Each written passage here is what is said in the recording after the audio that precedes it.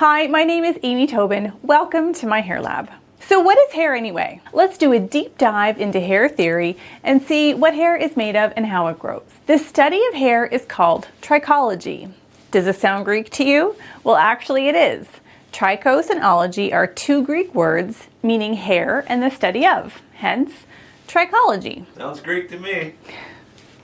Hair has two parts, the part below the skin, which is the hair root, and the part above the skin, which is the hair shaft. Below the skin, in the hair root, we have the hair follicle, the hair bulb, the dermal papilla, the erector pili muscles, and the sebaceous glands. The follicle is like a tube that holds the hair into place.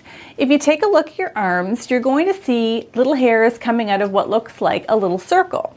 Now flip your arms and look at your hands. No hairs and no little circles. The palms of your hands and the soles of your feet do not grow hair, so no follicles. The bulb is at the bottom of the follicle. It contains the living cells that will actually form our hair. We will talk more about this in a minute. The dermal papilla, I like to call the mom. It looks like a little cone, and just like our mums feed us, the dermal papilla feeds the hair with the nutrients it needs to grow. Have you ever had goosebumps? Goosebumps are caused by your erector pili muscles. They contract, causing the hair to stand up, hence goosebumps.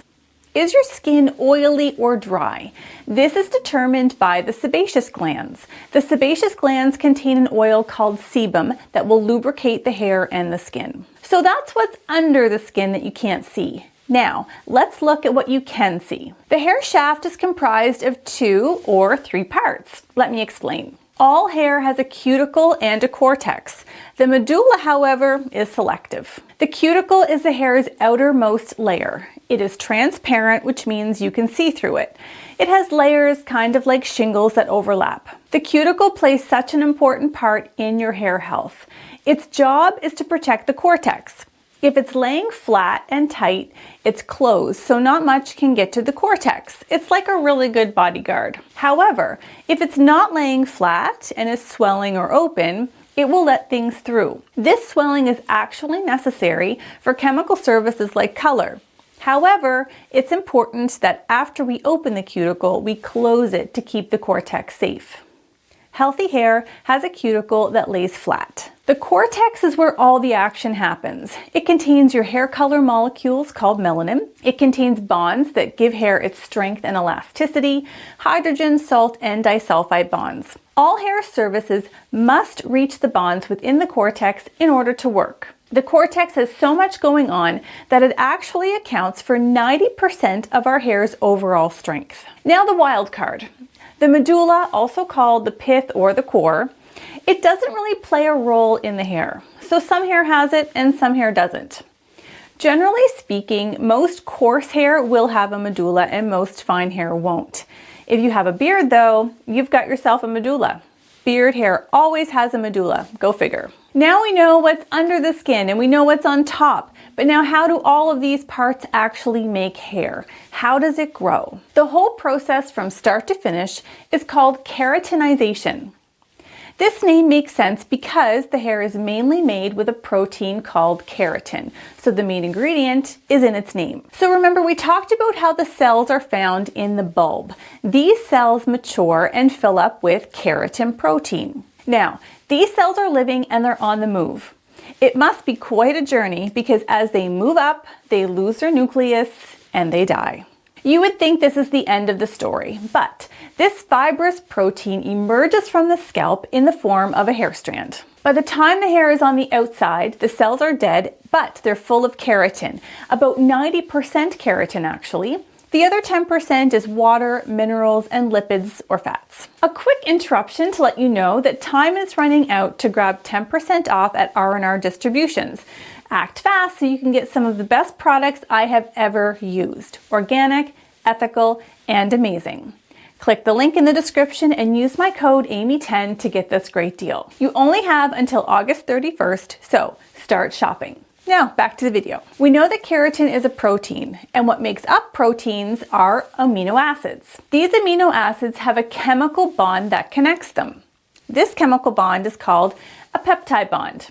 They can also be called end bonds because the amino acids are connected end to end, and this forms a chain. The word poly means many, so many peptides is going to be called a polypeptide. These polypeptide chains get all twisty and they form a helix. The hair, skin, and nails contain elements referred to as cones: carbon, oxygen, hydrogen, nitrogen, and sulfur. Now, we've discussed that the bonds are found in the cortex. This means all of these polypeptide chains are in the cortex of the hair.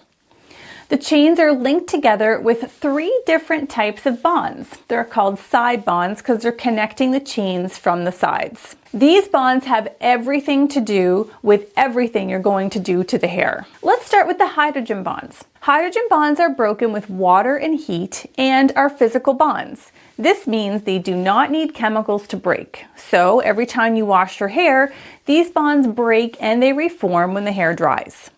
That's why you can shape the hair wet, let it dry, and it will hold. You broke the hydrogen bonds with water and they dried into the shape that you created. Now, these bonds are weak, so breaking them and reforming them is pretty easy. Disulfide bonds are the bonds that break and reform during perms and relaxers. So they're chemical bonds. They need chemicals to break. However, in extreme heat cases, they can also break. Doing perms or relaxers incorrectly can actually damage these bonds, which can make the hair extremely fragile. The last of the bonds are salt bonds. Like hydrogen, they are also physical. They break when there's a change in the pH. So solutions, whether alkaline perms or alkaline shampoos, used too frequently can cause damage to these bonds, causing frizz and dryness. You want to be sure to keep the pH balanced using pH balanced shampoos and conditioners that restore hair and scalp to its natural pH, which is somewhere between 4.5 and 5.5. Lastly, let's talk about the pigment that's found in the cortex of the hair.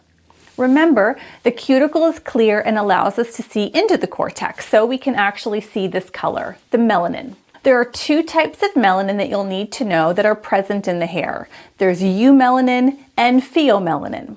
Black and brown pigments come from eumelanin, blondes and reds come from pheomelanin, and gray hair, well, that hair no longer has melanin. I think that about covers the basic properties of the hair and scalp. Until next time, have a great hair day.